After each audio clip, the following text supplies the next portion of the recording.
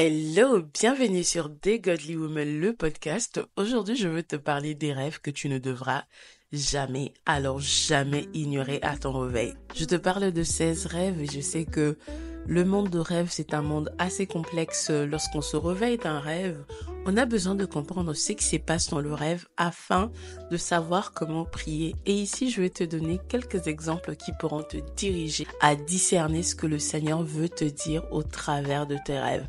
Alors, si ces sujets t'intéressent, je te demande de t'installer, de liker la vidéo, de t'abonner sur la chaîne, active la cloche de notification et ne manque pas de partager cette vidéo à une personne. Que ce moment soit de moment d'interaction alors que je serai en train de parler, n'hésite pas, ne sois pas une étrangère parmi nous, tu es une fille de la maison, donc tu peux commenter, tu peux interagir avec moi alors que je parle, je prendrai le temps de lire et de commenter, de répondre à vos commentaires autant que je le peux. Et toi aussi dans les commentaires, prends le temps de répondre, de réagir avec d'autres personnes. Vraiment, let's talk about it. C'est entre nous, c'est entre filles, entre sisters, entre filles de Dieu. Alors, si tu es là, si tu es conduit vers ma chaîne, je pense que tu es en train de passer par une saison de transformation. Et une des choses que le Seigneur utilise très souvent dans la saison de transformation, c'est les rêves pour nous parler de notre état spirituel, de notre état physique et pour nous montrer les choses qui doivent arriver. Dans la Bible, vous savez, les rêves étaient un moyen où le Seigneur utilisait souvent pour parler à des hommes. Par exemple, quand le Seigneur a parlé à Joseph de fuir avec l'enfant Jésus, ce n'était pas une voix audible que Joseph a entendue, mais c'était un rêve que le Seigneur a communiqué à Joseph. Et là où on voit dans la Bible le Seigneur dire à Salomon de demander tout ce qu'il voulait, et Salomon a demandé la sagesse, ce n'était pas physiquement que Salomon a demandé la sagesse à Dieu, c'était dans son rêve qu'il a reçu ces choses. Donc on comprend que le rêve est un domaine de la vie qu'on ne doit jamais négliger. Et c'est vraiment là où le Seigneur utilise pour nous parler, parce que là, c'est un moment où notre âme, notre esprit est reposé. On est vraiment loin de distractions, loin de tout ce qui peut voler notre attention. Et le Seigneur profite afin de nous communiquer des choses. Ce n'est pas parce que tu as fait un cauchemar que ce rêve vient de l'ennemi. Tu peux faire le cauchemar, mais c'est Dieu qui t'expose ce que l'ennemi est en train de faire. Alors ici, je veux quand même te parler de 16 rêves. Et pour que ça puisse t'aider à reconnaître ce que ces rêves veulent dire. Et dis-moi en commentaire si seulement tu es intéressé sur le thème les rêves qui montrent que tu entres dans ta saison de restauration. Si tu es intéressé, dis-moi en commentaire et je me rassurerai de faire cette vidéo dans très peu de temps. Alors aujourd'hui, on parle de rêves que tu ne devras jamais ignorer à ton réveil. Let's go. Déjà pour les nouvelles, je ne me suis pas présentée, je suis Grace Priel. Tu me retrouveras sur Instagram, Grace Priel, The Godly Woman, sur TikTok, Grace Priel, The Godly Woman 23. Et si tu sens un peu que ma voix, elle est différente aujourd'hui, je suis un peu grippée, mais nous nous levons contre ce vent au nom de Jésus. L'œuvre de Dieu doit continuer, doit avancer, alors on persévère au nom de Jésus. Si là où tu expérimentes une sorte de maladie des grippes, nous déclarons la guérison dans le nom puissant de Jésus. Amen. Notre tout premier rêve, c'est lorsque tu rates un train, lorsque tu rates l'avion, c'est pour toi un signe que tu risques de rater une nouvelle saison. Le train, prendre l'avion, c'est le signe d'un nouveau départ. Quand dans un rêve tu rates ton avion, tu rates le train, c'est les signes que tu risques de rater une nouvelle saison qui se présente à toi. C'est le Seigneur qui attire ton attention afin que tu ne puisses pas rater la nouvelle saison qui se présente à toi. Et quand tu te réveilles le matin, tu dis Seigneur, qu'est-ce qui risque de me faire rater ma nouvelle saison? Seigneur, expose les distractions. Seigneur, expose les choses que je dois enlever dans ma vie afin d'entrer dans ma nouvelle saison au nom de Jésus. Et je pense que le Seigneur va t'ouvrir les yeux, le Seigneur va t'orienter sur un chemin de bénédiction, un chemin de gloire, un chemin de prospérité au nom de Jésus. Notre deuxième rêve, c'est lorsque tu te retrouves dans la maison d'enfance, c'est-à-dire que tu te retrouves là où tu avais grandi, tu as déjà déménagé, tu n'as pas habité là-bas, ça fait plusieurs années, mais à chaque fois que tu rêves que tu es dans cette maison. Pour d'autres, tu es en Europe, mais tu rêves que tu es toujours en Afrique. Pour d'autres, tu tu as changé de commune, tu as même changé de ville, mais tu rêves toujours de la maison familiale. Peut-être que tes parents n'habitent même plus dans cette maison-là, mais toi, tu ne cesses pas de te voir dans cette maison. Peut-être que tu as déjà déménagé de la maison de tes parents, mais toi, tu ne cesses pas de te voir dans la maison de tes parents. Et lorsque tu te vois dans la maison de tes parents, tu as toujours la position d'enfant. Pour certains d'entre vous, tu es déjà devenu parent, mais quand tu rêves de toi dans la maison de tes parents, tu as toujours cette position d'enfant. Ceci montre un esprit de retard qui est causé par des esprits familiaux, un esprit de retard, un esprit qui cherche à te ralentir pour que tu ne puisses pas entrer dans ta destinée, un esprit qui te garde comme un enfant spirituellement alors que tu étais déjà adulte. Parce que la Bible dit que aussi longtemps que l'héritier sera enfant, il ne pourra pas avoir accès à son héritage. Alors ceci te montre que l'ennemi est en train de t'empêcher à avoir accès à l'héritage que le Seigneur a prévu et préparé pour toi. Ce rêve, ce n'est pas un rêve à prendre à la légère. Lorsque tu te réveilles, tu pries d'abord, tu déclares, Seigneur, sors-moi de ce état. Après, tu poses des questions à Dieu, Seigneur, comment est-ce que je peux faire pour sortir de ce état? Parce que je vous dis ici, il ne suffit pas seulement de prier. La prière marche, la prière elle est puissante, la prière est efficace, la prière est notre oxygène. Rien ne pourra remplacer la prière, mais avec la prière, associe les directives que le Seigneur va te donner, associe les principes bibliques et la mise en pratique de la parole de Dieu et tu verras que le Seigneur va te sortir de ce retard.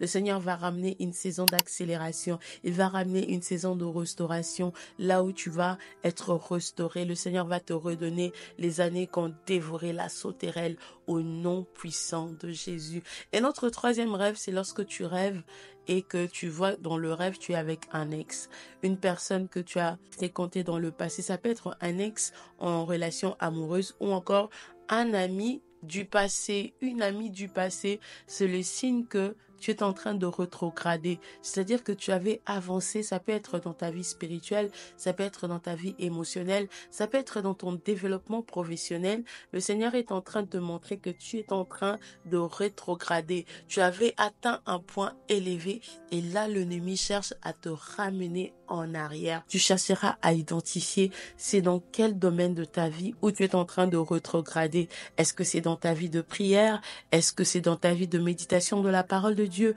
Est-ce que c'est dans tes relations?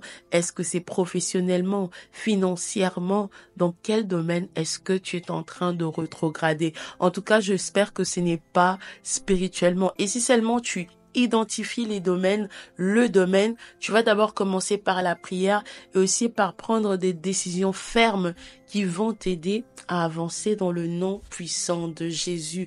Et notre quatrième point, c'est lorsque tu rêves de la mer. La mer souvent est le signe des esprits de Zo. Et une chose à retenir, c'est que ce que je vous dis n'est pas Alléluia et Amen. Ce sont des symboles que le Seigneur va utiliser pour vous communiquer certains messages. Ce que je vous donne, c'est une interprétation. Ça ne veut pas dire qu'à chaque fois que vous allez rêver de la mer, comme moi j'ai mis la mer, l'esprit des eaux ici, à chaque fois que vous allez rêver de la mer, ça voudra dire les esprits des eaux. Non.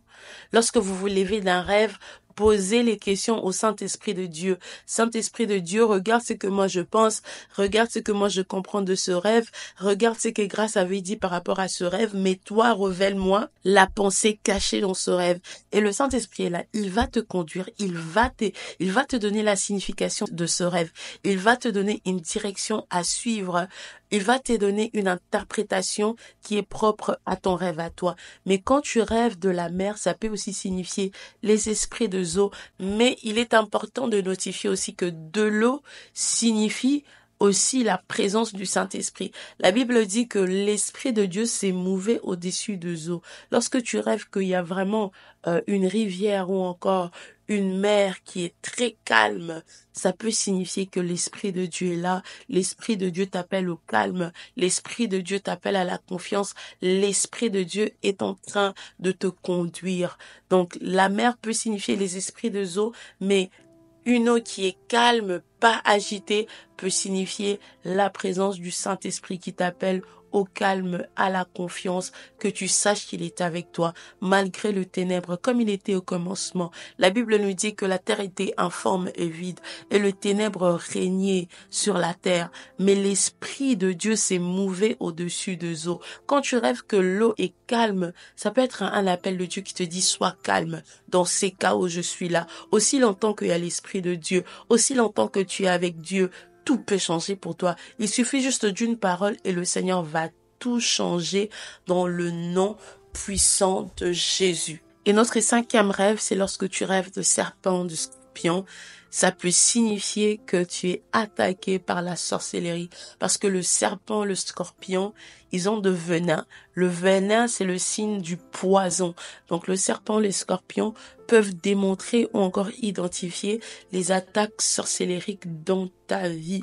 Le serpent, nous savons que c'est l'image du diable dans la Bible. Donc ça avait vraiment signifié quelque chose d'obscur, quelque chose d'occulte, qui cherche à t'attaquer, qui cherche à te finir, il cherche à te dérober, il cherche à détruire, il cherche à égorger. Et lorsque tu vois cet esprit du serpent, il faut savoir que la Bible nous appelle, nous qui sommes l'épouse du Christ, la Bible nous appelle à écraser la tête du serpent. Et quand tu te réveilles de ton rêve, peu importe comment est-ce que c'était terrifiant, tu déclares dans le nom puissant de Jésus que tu écrases la tête du serpent. Tu déclares dans le nom de Jésus que comme Paul, même quand un serpent te mordra, ça sera de nul et de sans effet au nom de Jésus. Tu vas annuler la réalité spirituelle que tu as vue dans ce rêve et tu vas proclamer l'autorité de Dieu. Tu vas proclamer la puissance de Dieu. Tu vas proclamer la présence de Dieu au nom puissant de Jésus. Le diable est vaincu. Le diable est un ange déchu. Alors même si la sorcellerie s'élève contre toi, même si le monde occulte vient t'attaquer, sache que tu as la puissance au nom de Jésus. Lorsque tu sais que tu marches avec le Seigneur, la sorcellerie ne peut rien contre Israël. La sorcellerie ne peut rien contre Jacob. La sorcellerie ne peut rien contre le temple de Dieu, le choix de Dieu, le lieu de Dieu. Alors quand tu te réveilles de ces genres de rêves, tu annules et tu fermes toutes les portes sorcellériques dans ta vie. Les cauchemars veulent te montrer que tes protections spirituelles ne sont pas en place. C'est-à-dire que lorsque un cauchemar rentre dans ta vie, ça veut aussi te montrer que spirituellement, tu n'es pas couvert. Spirituellement, tu n'es pas protégé. Donc, c'est à toi de t'élever et d'assurer ta sécurité spirituelle, la sécurité spirituelle de ta maison, la sécurité spirituelle de ta famille. Ça se passe, 1, dans la prière, 2, dans la crainte de Dieu. Je dirais même 1, dans la crainte de Dieu, et puis 2, dans la prière. Mais vraiment, rassure-toi que dans ta vie, tu marches dans la crainte de Dieu, tu es aligné à la volonté de Dieu, et 2, tu mènes une vie de prière et de méditation de la parole de Dieu. Alléluia. Gloire au Seigneur. Et notre 6e point, lorsque tu rêves d'une maison, la maison, c'est ton image. Donc, la maison, je t'avais dit, la maison de tes parents, ça te montre un esprit de retard. Donc, ça te montre ta vie maintenant, mais qui est comme il y a 10 ans, comme il y a 20 ans. Donc, toi, tu es en 2025, mais ta vie est en 2010, par exemple. Donc, lorsque tu rêves de la maison représente ta personne. Donc, la maison, il peut y avoir beaucoup de rêves de ce qui concerne la maison. La maison peut prendre le feu, la maison peut être désordonnée, il peut y avoir de fuites d'eau dans la maison. Mais vraiment, quand tu te réveilles, tu te dis, dans ce rêve, j'ai eu l'impression d'être attirée par la maison. Quel était l'état de la maison? Est-ce que la maison était rangée? Est-ce que la maison était en feu? Est-ce qu'il y avait de fuites d'eau dans la maison? Et tu dois comprendre que la maison te représente toi. Et ce que tu vas voir dans le rêve te montre ton identité spirituelle, c'est que c'est passe dans ta vie spirituellement. Il faut le savoir que la Bible dit, en vérité dans l'homme, c'est l'esprit. Ton état spirituel, c'est ce qui déterminera ton état physique. Certaines choses que tu ne vois pas encore dans la chair, mais que le Seigneur peut te montrer en esprit, afin que tu te lèves déjà en avance, afin de le régler. Tu peux rêver d'une maison qui est désordonnée, mais tu te dis, non, ma vie, elle n'est pas désordonnée. Mais peut-être que le Seigneur te dit que là, maintenant ta vie commence à être désordonnée. Fais très attention. Donc quand tu vois ces genres de choses, cherche à discerner. Ça peut être de fuite d'eau, donc il y a deux endroits des portes que tu dois fermer. Ça peut être de cambriolage, mais cherche à savoir ce qui se passe dans la maison et à discerner par rapport à ta vie, parce que la maison te représente toi. Une autre chose qui représente ta vie, c'est aussi une voiture. Quand tu fais de rêves que tu es en train de conduire la voiture, la manière dont tu conduis la voiture te montre la manière dont ta vie est en train d'évoluer. Donc, si tu rêves que tu es en train de conduire la voiture, tu connais de panne sèche, tu ne conduis pas tout droit, il y a beaucoup d'accidents, ou encore tu n'es pas en train de bien conduire la voiture, ça veut dire que tu n'es pas en train de bien conduire ta vie. Ça peut aussi être que tu rêves que une personne avec qui tu es dans la voiture qui conduit la voiture. Si la personne conduit bien la voiture, c'est bon signe. Mais si la personne ne conduit pas bien la voiture, même si tu étais pas en train de conduire toi-même, le fait que tu sois dans la voiture peut aussi signifier que ta vie n'est pas conduite de la bonne manière. Alors ma prière pour toi est que tu puisses bien conduire ta vie spirituellement, émotionnellement, professionnellement, mais que vraiment le Seigneur puisse te donner la stabilité de tous côtés. Lorsque tu conduis bien ta voiture, c'est aussi signe de stabilité, signe d'évolution, signe que tu as le contrôle de ce qui est en train de se passer dans ta vie spirituellement, émotionnellement et aussi physiquement. Et le 8e rêve, c'est lorsque tu te trouves dans un endroit de trouble, dans un endroit de guerre. Par exemple, tu te perds avec ta famille, tu perds tes enfants, tu étais à la gare et subitement tu ne retrouves pas tes enfants, il y a du trouble, il y a des désordres. C'est un esprit de confusion que l'ennemi cherche à s'aimer dans ta vie. C'est un esprit de confusion que l'ennemi cherche à s'aimer dans ta famille. Et lorsque tu te réveilles de ce genre de rêve, tu déclares: Seigneur, la confusion n'est pas de mon camp. Au nom de Jésus, je refuse la confusion. Je ne serai pas dans la confusion. Mes ennemis seront dans la confusion. Tu déclares la confusion totale dans le camp des ennemis au nom puissant de Jésus. Et notre 9e rêve, c'est un rêve où tu rêves que tu as perdu ton sac ou encore ton porte-monnaie. Lorsque tu rêves que tu as perdu ton sac, ton porte-monnaie, c'est les signes que tes finances sont attaquées. Parce que une autre chose que tu dois savoir par rapport à l'interprétation de rêve, le Seigneur te montrera des symboles qui te parlent. Il te montrera des symboles qui ont un lien avec le domaine de ta vie qu'il veut exposer. Par exemple, en termes de mariage, il peut te montrer par exemple des oiseaux. Vous savez, dans le mariage, il y a certains pays où on a cette culture de laisser les oiseaux s'envoler. Donc, si le Seigneur veut te parler du mariage, il peut te montrer ces genres de rêves. Et dis-moi aussi en commentaire si seulement tu veux que je parle de genre de rêve que tu reçois lorsque tu es dans ta saison de mariage. Dis-moi et je veux préparer un podcast par rapport à cela parce que moi-même, personnellement, j'ai expérimenté des rêves qui me parlaient de la saison du mariage.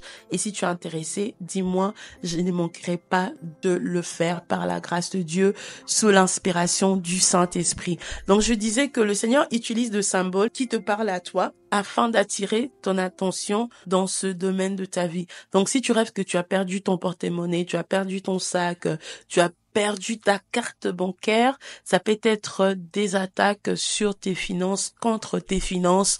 Le souhait de Dieu est que tu prospères à tous égards, même financièrement.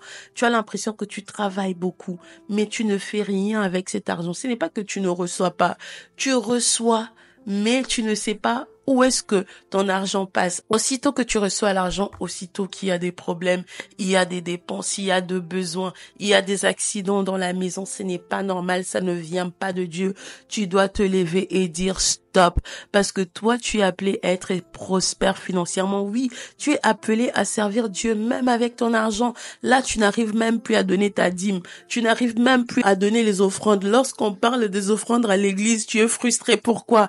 Parce que tes finances sont attaquées. Alors, tu vas déclarer la liberté de tes finances parce que toi, tu es une femme qui est appelée à avancer dans la libéralité. On ne va pas demander de contribution à l'église, tu vas donner. On ne va pas demander des soutiens au ministère. ministères. Toi, tu vas soutenir les ministères. Tu vas soutenir l'évangile. Tu vas soutenir, oui. Nous avons besoin de producteurs chrétiens, de produire de films, des très bonnes qualités chrétiens. Nous avons besoin de business chrétiens. Nous avons besoin de chrétiens qui sont prospères. Alors, si tu rêves que l'ennemi attaque tes finances, c'est aussi parce que le Seigneur t'appelle à être financièrement épanoui, à être financièrement béni. Alors tu vas te lever et tu vas déclarer: stop, mon argent c'est pour la gloire de Dieu, mon argent servira Dieu, je ne serai pas esclave de mon argent, mais mon argent va m'aider à accomplir la volonté de Dieu pour ma vie sur la terre au nom de Jésus. Notre 10e rêve, c'est lorsque tu rêves de désastres naturels. Ça peut être tremblement de terre, ça peut être une forte pluie, une forte tempête qui se lève. Ça démontre les attaques de l'ennemi qui veulent venir contre toi. Tu vas vraiment t'élever dans ta prière. Et lorsque tu fais ces genres de rêves, s'il faut même que tu puisses te réveiller au milieu de la nuit pour prier, fais-le. Et surtout quand tu vois que tu te réveilles toujours de ce genre de rêve vers 3 heures du matin, vers 4 heures du matin, vers 5 heures du matin. Tous les jours, c'est presque à la même heure que tu te réveilles. C'est-à-dire que cette heure est une heure importante pour ta vie. Alors ne néglige pas cet appel à la prière. Quand tu te réveilles de ces genres de rêves, tu déclares au nom puissant de Jésus: Seigneur, j'annule la tempête que l'ennemi veut souffler contre moi. Je sais que tu es dans ma barque. Je déclare: tempête, arrête-toi. Tu sais que la tempête peut t'entendre. Tu sais que tu peux parler à ta tempête au nom de Jésus. Tu as le pouvoir de calmer ces choses dans le nom puissant de Jésus. Et le 11e rêve, c'est quelque chose que plusieurs personnes expérimentent: la paralysie de sommeil. Tu te sens paralysé dans ton sommeil et tu cherches à dire c'est au nom de... Tu te batailles après quand tu dis Jésus. Et directement, tu es libre. Tu as l'impression qu'il y a vraiment un esprit qui vient sur toi et tout ton corps se tétanise. Tu n'arrives pas à bouger. Ah, j'ai eu à expérimenter ça dans le passé. Au nom de Jésus, cela est vaincu. Et lorsque tu expérimentes ces choses, c'est clairement des attaques spirituelles. Mais lorsque tu n'arrives pas à parler, tu n'arrives pas à réagir, ça te montre le tas de ta vie spirituelle. Tu dois level up, tu dois step up. Normalement, lorsque ces gens des esprits arrivent, ils ne devraient même pas avoir accès à ta maison. Mais même quand ils arrivent, tu dois avoir le réflexe de dire Jésus, au nom de Jésus. Directement de le dire. Lorsque ta vie spirituelle est stable, lorsque ton autorité spirituelle, lorsque tu as de l'autorité spirituelle, tu n'auras pas à batailler. Donc ça, c'est vraiment un appel aux jeunes, un appel à la prière. La Bible nous dit qu'il y a de ces esprits qui ne partent que par le jeûne et la prière. Quand toi, tu as l'impression que tu es paralysé, mais tu n'arrives pas à dire Jésus, c'est vraiment un appel à la prière. Tu jeûnes, même à sec, pendant un jour. Tu jeûnes, tu prends un jeûne de 3 jours, de minuit à 6 heures, de minuit à 6 heures, de minuit à 6 heures.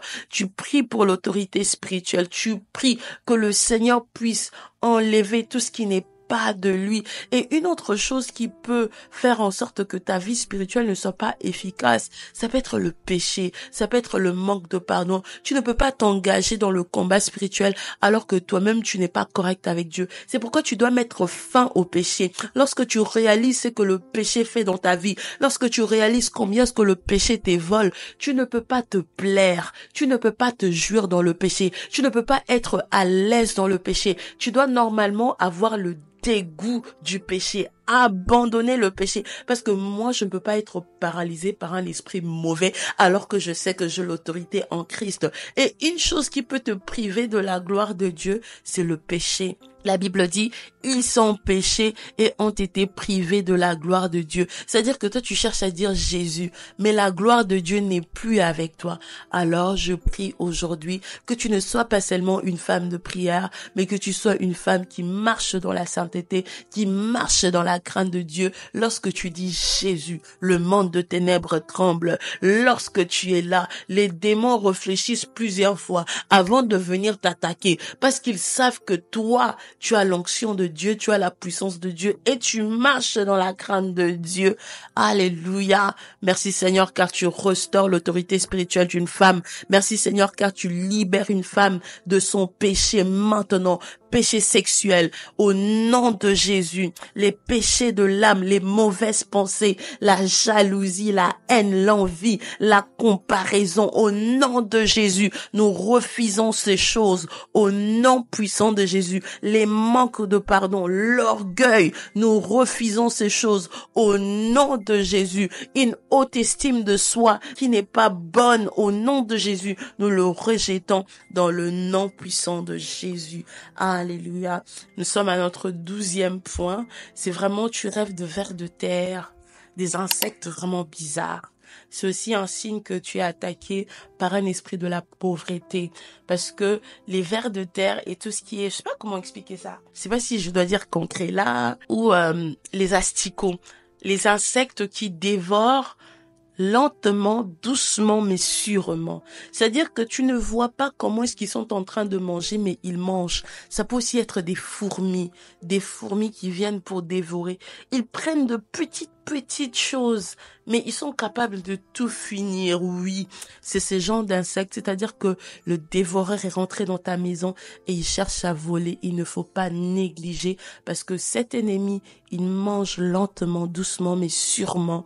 Il peut tout finir, alors ne néglige pas cela. Notre 13e rêve, c'est lorsque tu rêves de chiens, un chien qui te poursuit, ça peut être les esprits de poursuite, mais vraiment l'image du chien dans le rêve, ça démontre l'impudicité, l'impureté sexuelle qui cherche à te faire tomber, à te faire retomber dans de péchés sexuels comme la masturbation, la pornographie, la fornication, l'adultère. Ces choses ne sont pas de Dieu. L'homosexualité, donc il faut faire très attention lorsque tu vois ces genres de rêves, t'élever contre cela dans le nom puissant de Jésus. Notre 14e rêve, c'est avoir de relations intimes avec une personne connue ou inconnue. C'est des esprits de mari de nuit et de femme de nuit. Une chose que tu ne devras jamais, alors jamais négliger. Vous savez, un esprit de mari de nuit n'affecte pas seulement ta vie sentimentale, ça peut affecter tes finances, ça peut affecter tes études, ça peut affecter tes relations. Ça peut affecter ta vie de prière. Alors quand tu sors de ce genre de rêve, vraiment prendre de l'autorité et couper ces contrats. Parce que le rapport sexuel, c'est l'image de l'alliance. Et lorsque cela arrive dans ton rêve, l'ennemi cherche à signer un contrat spirituel avec toi qui te met sous une malédiction quelconque. Alors quand tu te réveilles, tu dois annuler cette alliance. Tu dois annuler ce mariage spirituel. Les esprits de mari de nuit, de femme de nuit n'ont rien à voir avec toi. Toi, tu es une fille de Dieu. Toi, tu es une femme de destinée. Tu dois être libre de ces choses afin de rentrer dans ton mariage, afin de rentrer dans ta destinée financière, afin de rentrer dans ton ministère au nom de Jésus. Lorsque tu vois ces gens de rêve, lève-toi dans la prière et garde-toi dans la sainteté, dans la pureté du corps, dans la pureté de l'âme. Parce que tu peux avoir vaincu l'impudicité physiquement, mais est-ce que tes pensées sont pures? Les pensées impures, une autre vidéo très importante que je dois faire. Tu vas remarquer que tu peux être libéré. Tu ne commets plus le péché sexuel. La masturbation, tu arrêtes. La pornographie, tu arrêtes. Mais dans tes pensées, quand tu vois un frère, tu es dans ta tête en train de fantasmer, en train d'imaginer des choses. Tu n'as rien fait. Mais la Bible nous dit que même lorsqu'on pense, on est déjà tombé dans le péché.